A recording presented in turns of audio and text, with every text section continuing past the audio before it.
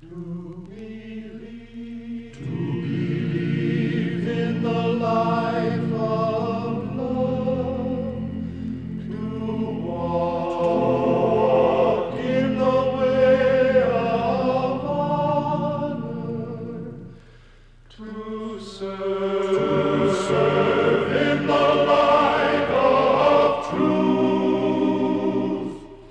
This is Sigma Nu.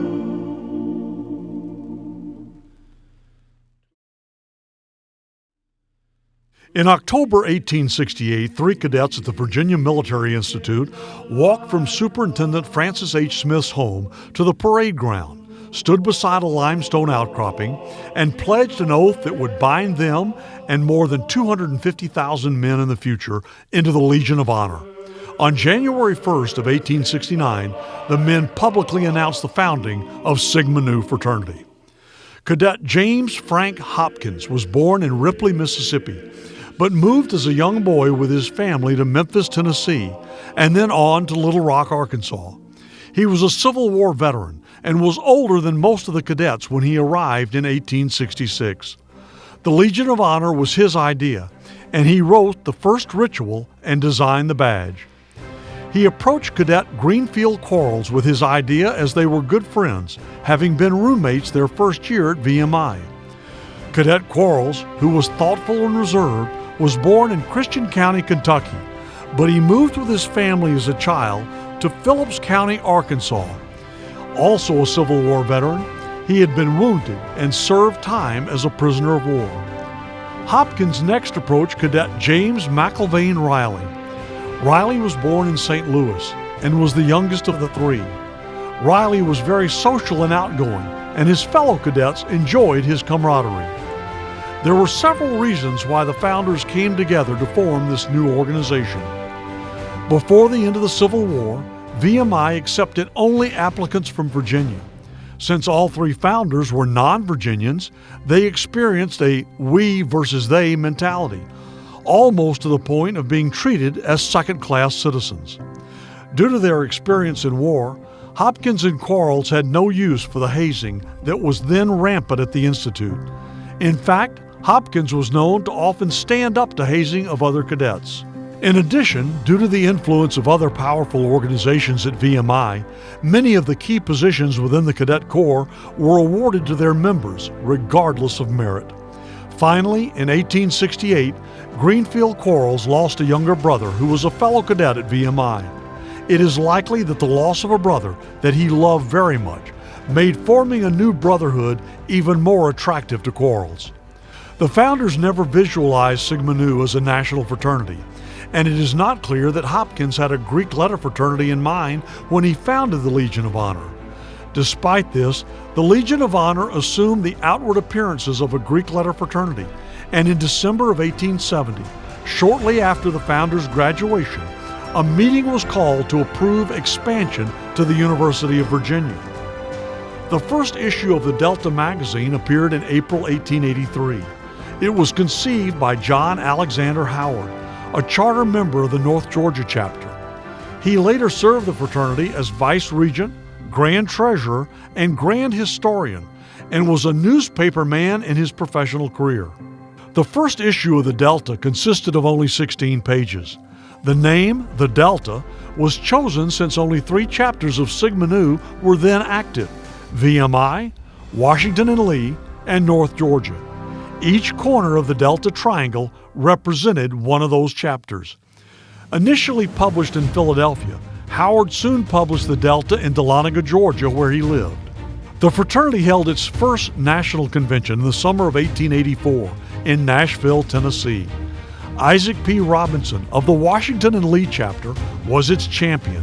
He saw the need for a meeting of all chapters to rewrite the Constitution and take up other important matters. The site selected for the meeting was the Maxwell House Hotel, which would later give its name to a brand of coffee.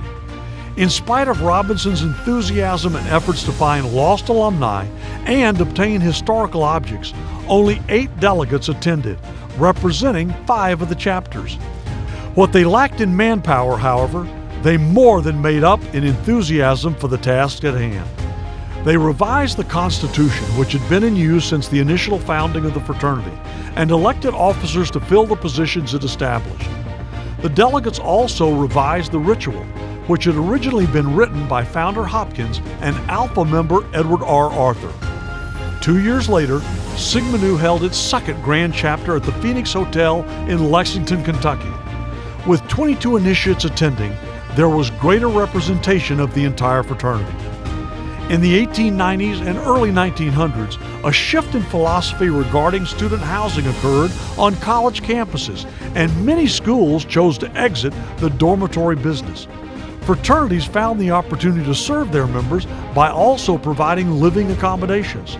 The chapter home, or rented space in other homes, became an important element of the fraternity experience, which continues today. During this period, over 75 charters were issued, including those for Sigma Nu's first chapters in the West. This period also saw the reestablishment of Alpha Chapter at VMI in 1909 after its closure in 1888 due to an anti-fraternity regulation at the school. Unfortunately, VMI reinstated the regulation in 1913, and Alpha became dormant again in 1915. This same period also brought adoption of 4 important symbols: the official flower, the white rose, the coat of arms, the flag, and the Sigma Nu yell, "Hi, rickety whoop-de-doo." The highlight of the 13th Grand Chapter in 1906 was Walter James Sears' recital of the Creed of Sigma Nu, which he wrote and which the fraternity first published in the Delta in 1908. During his 33 years of active involvement, Sears had great influence on the fraternity through his service as editor of the Delta, Grand Historian, Grand Recorder, and Regent. A fellow initiate of the chapter at Kansas, Pearlie Rawson Bennett, who also became regent, became known as the Ritualist from his work on the private ceremonies that bind us together as Sigma Nus. His Red Book was an elaboration of the founder's ritual, which was stark by necessity since it required memorization and the 1884 revision. In 1915, the Bennett Liturgy was adopted, and further revisions and enhancements were made in the 1930s, 1970s, 1990s, and as recently as 2014. While these revisions improved its relevance, the fundamental beliefs espoused in the founder's ritual remain the core of today's version. In Sigma Nu's early days, there was little need for centralized headquarters due to the small number of active chapters and alumni and limited communications between them. Eventually, members of the High Council started filling various administrative roles. This required shipping a voluminous amount of records when High Council members changed. After years of discussion, delegates to the 1915 Grand Chapter in Denver gave final approval to establish a central office, and the High Council chose Indianapolis for its central location to the existing chapters. Sigma Nu was the first fraternity to establish a headquarters there. The first office opened on November 1, 1915, in a downtown Indianapolis office building. For the next 42 years, Sigma Nu remained in Indianapolis and rented its headquarters. On April 2, 1917, President Woodrow Wilson appeared before a joint session of Congress to request a declaration of war against Germany. The advent of World War I left practically every chapter of Sigma Nu with insufficient members to carry on normal activities. Patriotism was running high, and over 40% of the collegiate members enlisted in the military. During the war, over 80 initiates lost their lives while serving. Following the war, enrollment increased rapidly, as did fraternity membership.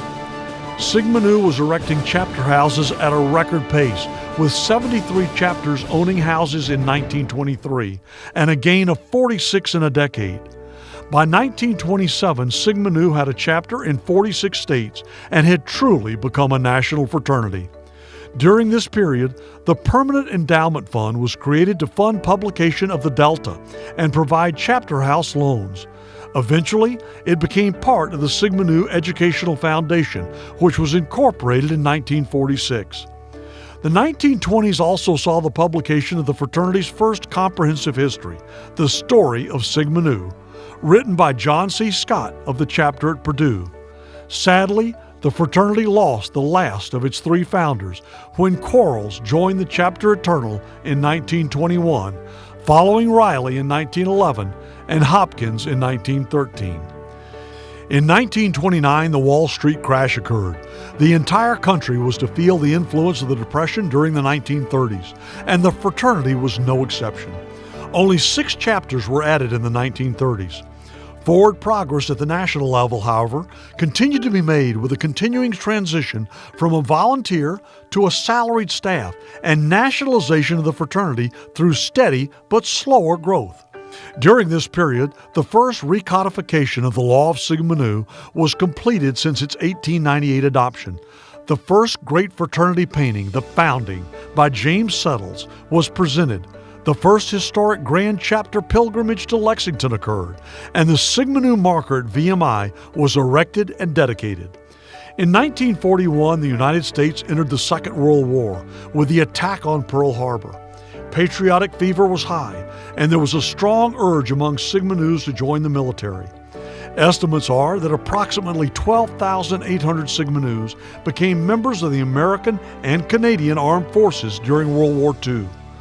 Over 500 initiates made the supreme sacrifice for the defense of democracy. Sigma Nu will long remember their brave and courageous service. During the war, more than 20 chapters became dormant. All were revived, however, after the war when enrollment for several years broke all records and nearly doubled due to the GI Bill. In the early 1950s, after renting office space for many years, there was a movement for Sigma Nu to obtain its own space. There was strong sentiment by some to remain in Indianapolis.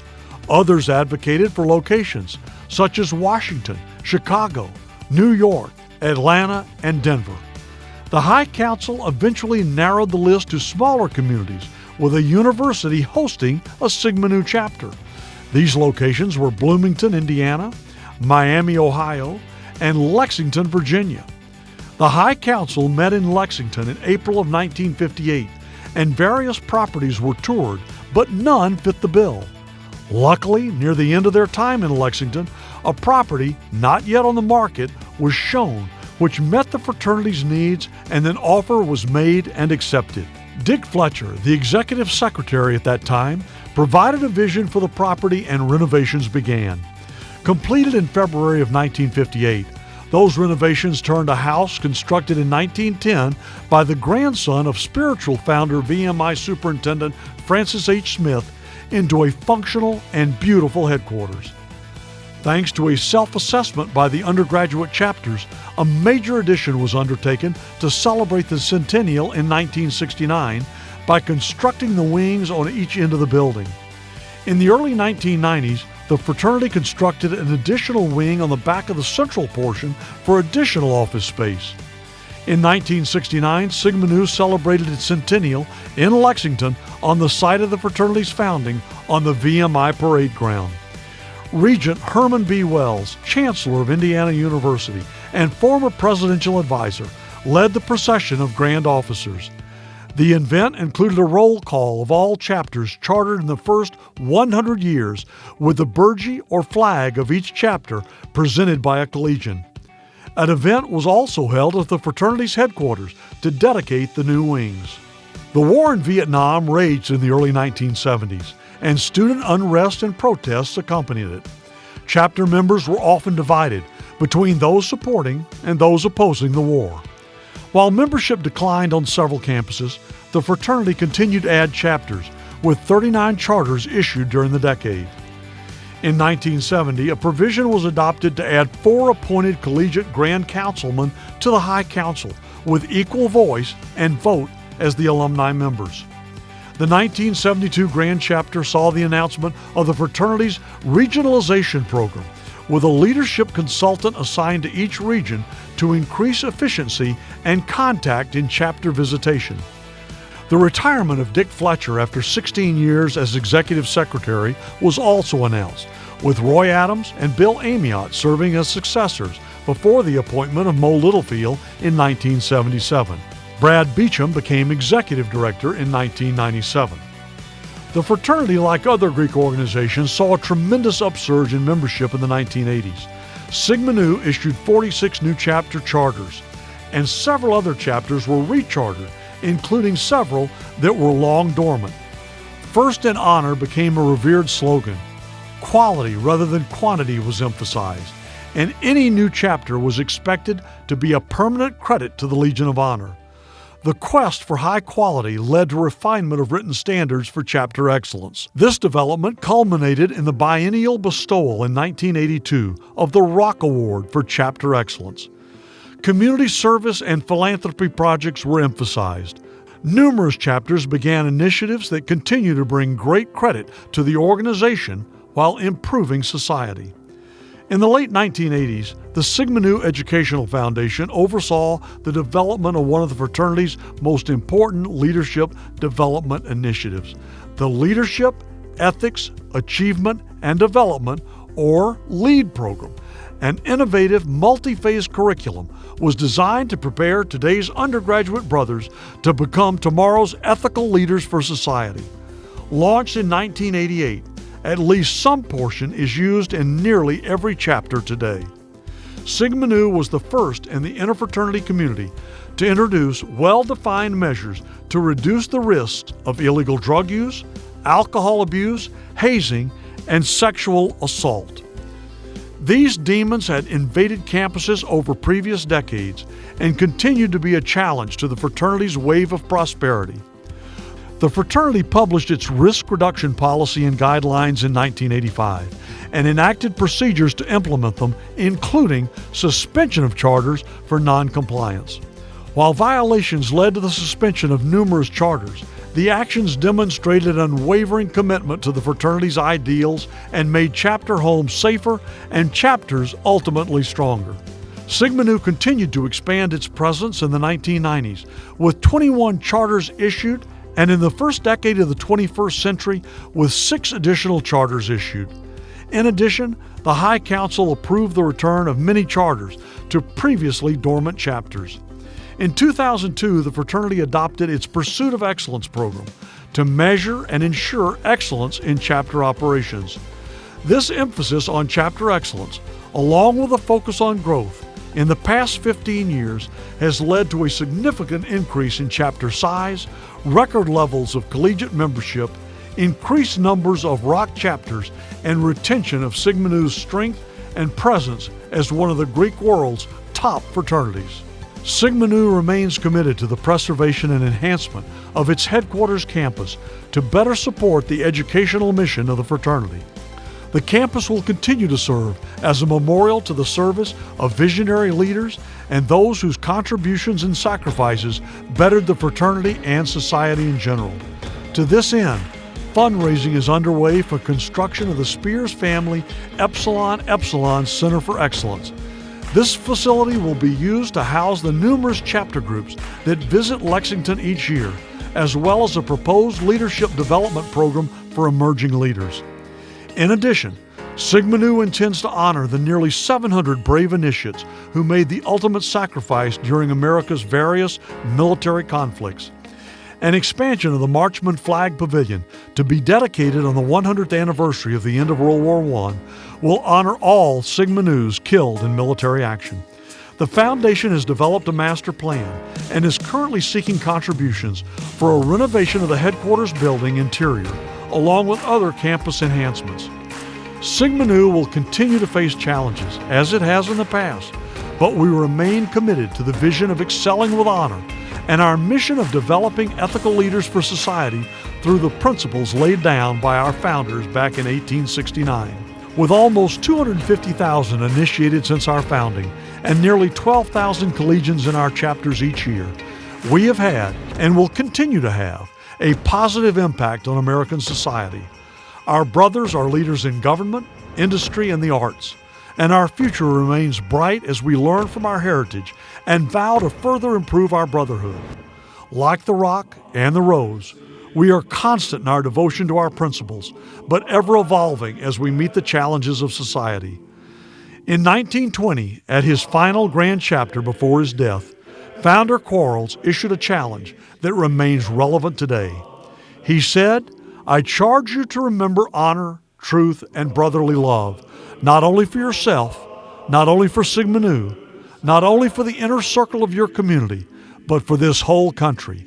Every man here has an influence, and it is your duty to exercise it.